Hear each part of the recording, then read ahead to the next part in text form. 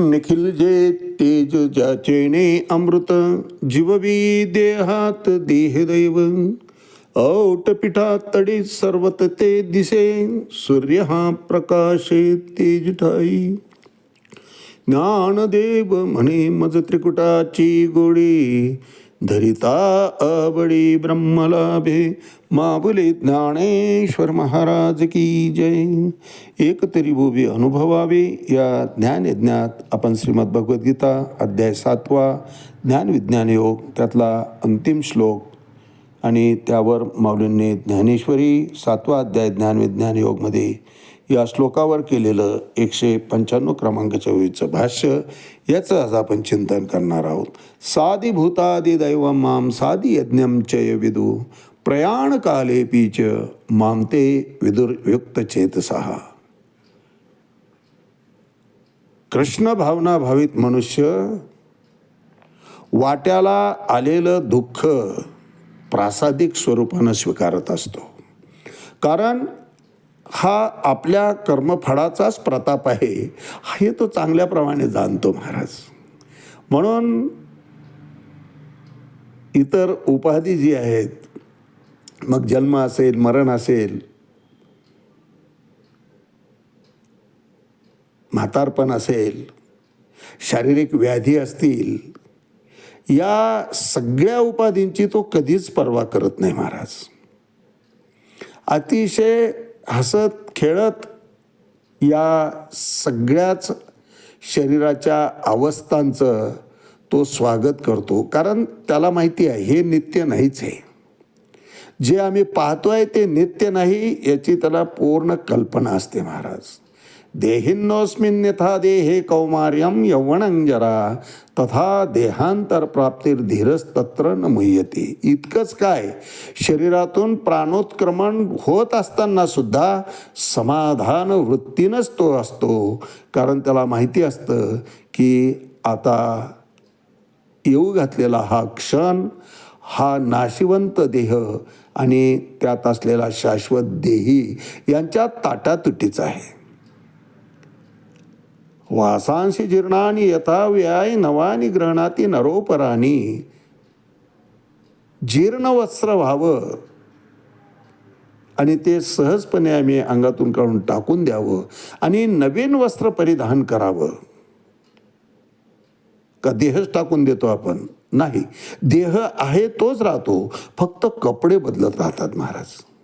तसं आत्मा आहे तोच आहे, शाश्वत आहे, तो फक्त त्या कपड्याप्रमाणे देह बदलत असतो. आणि म्हणून देह बदलण्याची वेळ आली तरी यांची मती स्थिर असते, स्थित प्रज्ञ असतात. दुःखेषु अनुद्विग्न मना सुखेषु विगत स्फुरा. दोन्ही प्रसंगी चित्ताच्या ठिकाणी यांची प्रसन्न अवस्था असते, प्रफुल्लित चेहरा असतो. मरताना सुद्धा तेजस्वी चेहरा होऊनच मरतात. हे सदा सर्व काळ श्रीकृष्णाच्या क्रियामध्ये रममान असल्याचा तो परिणाम आहे महाराज. ती शक्तीच अशी असते की अंतःकरण सुद्धा शुद्ध करून टाकतं. त्यामुळं आलेले क्षणिक सुख किंवा क्षणिक दुःख हे दोन्हीही त्याच्यावर परिणाम करू शकत नाही. इंद्रियांच्या करवी सगळे भोग हा घेत असतो, परंतु ते भोग घेत असताना भाव मात्र त्याचा उदासीन असतो, त्यात तो कधीच आसक्त नसतो. वाट्याला आलेला भोग आहे, संचिताचाच परिणाम आहे, म्हणून सहजपणे तो स्वीकारत असतो. आणि अशी सहज अवस्था जेव्हा ज्ञानी भक्ताच्या ठिकाणी उत्पन्न होते त्यावेळेस ब्रह्मज्ञान त्याला सहजपणे प्राप्त होतं. आणि एकदा ब्रह्मज्ञानाची प्राप्ती झाली, अहम ब्रह्मास्मी, मीच ब्रह्म आहे,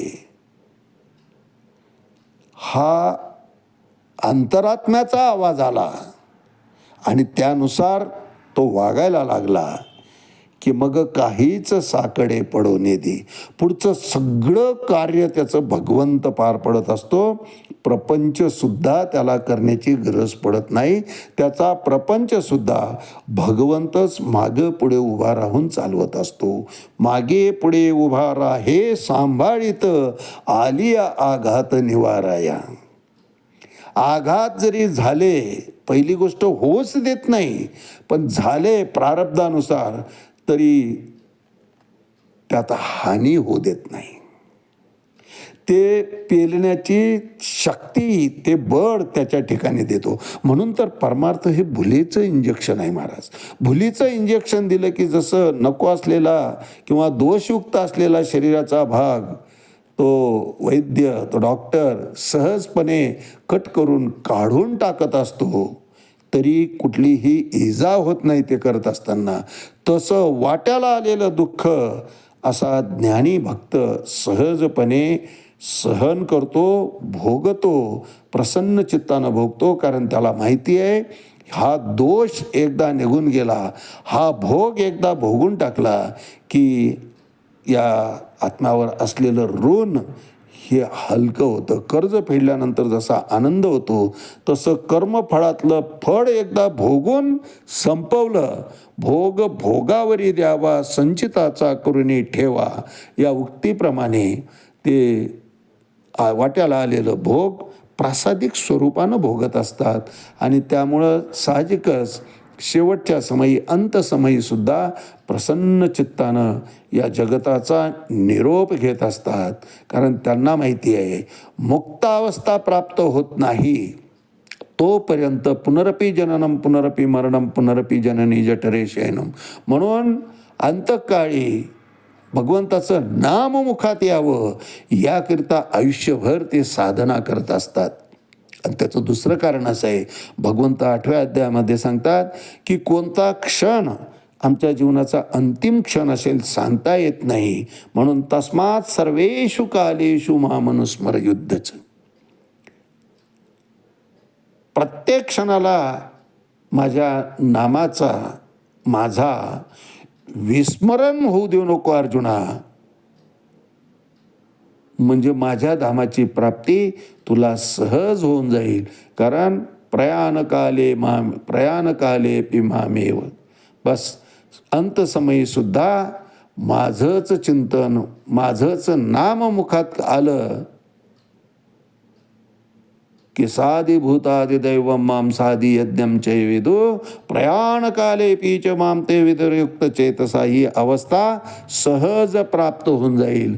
सतत भगवंताचं नामच मुखामध्ये राहील आणि त्यामुळं याच जन्मामध्ये मोक्षाची प्राप्ती होऊन जाईल. मुक्तावस्था प्राप्त होईल, भगवद्धामाची प्राप्ती होईल. आणि एकदा भगवद्धामाची प्राप्ती झाली रे झाली की यद्गत्वा न निवर्तन्ते तद्धाम परमं मम. भगवंत म्हणतात तिथून पुन्हा इकडे या मृत्यू लोकामध्ये येण्याची आवश्यकताच राहत नाही. यावर भाष्य करताना माऊली 7वा अध्याय ज्ञानेश्वरी 195 क्रमांकाच्या वेळेत म्हणतात, ये पदे नभती फुडिया गगनाचिया घडिया येथ आमुची मती बुडालिया थावो न निगे. अर्थात ही खरोखर अक्षरांची पदं नाहीत. भगवंत जे बोलतायत, जे उपदेश करतायत ते अक्षरं सुद्धा नाहीत, तर काय म्हणे केवळ आकाशाच्या घड्याच आहेत. आमच्या बुद्धीनं कितीही जरी बुड्या मारल्या तरी तिला काही थांग पत्ता लागायचे नाही म्हणे. कारण भगवंताचं तत्वज्ञान अर्जुनासारखा अधिकारी भक्त असताना सुद्धा आत्मसात करायला अवघड जात आहे, अवघड. कारण तत्वज्ञान आहे महाराज.